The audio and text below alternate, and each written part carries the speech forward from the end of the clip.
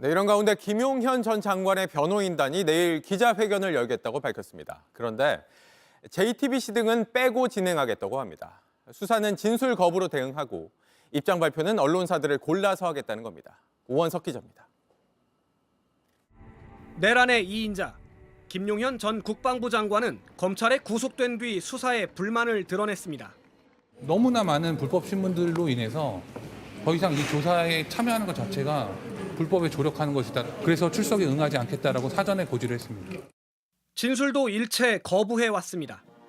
검찰뿐 아니라 경찰 조사에 대해서도 접견 조사와 서면 질의 모두 일괄 거부했습니다. 그랬던 김 전 장관 측이 내일 기자회견을 엽니다.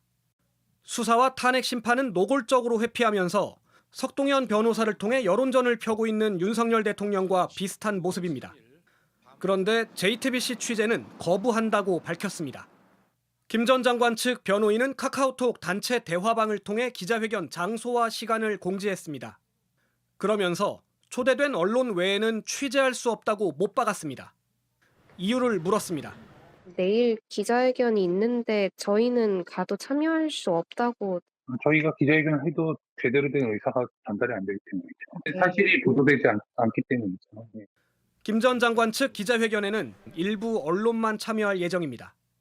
JTBC 오원석입니다. 자, 김용현 전 장관 측이 기자회견을 하겠다. 이거 사실 지금 내란 피의자이고 기자회견에서 무슨 말을 할지가 상당히 주목이 됩니다. 누구나 기자회견을 할 수 있고 자신들의 입장을 밝힐 수는 있겠죠. 근데 지금 수사에는 진술거부권을 행사하고 있는 것으로 알려지고 있는데 수사에 적극적으로 임하지 않으면서 여론전에 나선 거 아니냐 이런 생각도 듭니다. 그런데 또 오지 말라는 것도 있어요. 저희도 오지 말라 그러고 MBC도 오지 말라 그러고 이거 어떻게 봐야 됩니까? 내란 속에 윤석열이 수사기관도 고르고 언제 출석할지 이런 것도 자기가 고르고 소환 시기도 저울질하고 그러니까 이 내란의 주범들, 주요 업무 종사자들도 따라하는 것 같습니다. 이 피의자들이 기자회견을 통해서 노리는 건 뭘까?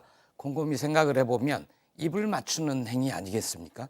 이 기자회견을 하면 생방송이 되거나 언론을 통해서 보도가 되면 네. 한남동 관저에 숨어있는 윤석열도 그걸 보고 김용현은 이렇게 진술을 할 작정이구나. 그럼 나도 거기에 맞춰서 나중에 혹시라도 조사에 임할 경우 그렇게 해야 되겠다.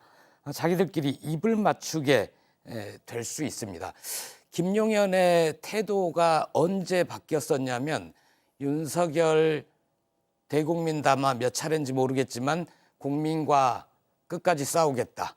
그 대국민 담화 이후 김용현이 진술 거부를 하고 좀 입장이 바뀌게 됩니다. 네. 그래서 일단 이 피의자의 기자회견, 피의자 쪽의 기자회견 보장해야 하는가에 대한 의문이 좀 있고요. 또 하나는 이자들이 특정 언론, JTBC, MBC 이런 곳은 오지 말라고 했을 때 저는 언론사들이 당신들이 이렇게 특정 언론사를 취재를 거부한다고 하면 우리는 당신을 취재하지 않겠다. 언론사 전체가 그렇게 응대할 수도 있습니다. 물론 김용현 쪽의 반론권도 보장을 해야 되고 네. 표현의 자유가 있으므로 보장은 해야 되겠으나 언론사는 마찬가지로 취재의 자유도 있는 거 아닙니까? 특정 언론사를 배제한다면 우리도 가지 않겠다. 이 정도의 동료의식은 보여줘야 되는 것 아닌가.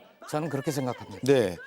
자, 여론전에 나섰다라는 생각도 들었는데 김보엽 위원 말씀 들어보니까 대국민 메시지가 아니라 김용현 전 장관 측의 기자회견은 윤석열 대통령을 향한 메시지 전달로도 볼 수 있겠다는 생각도 막 들었습니다.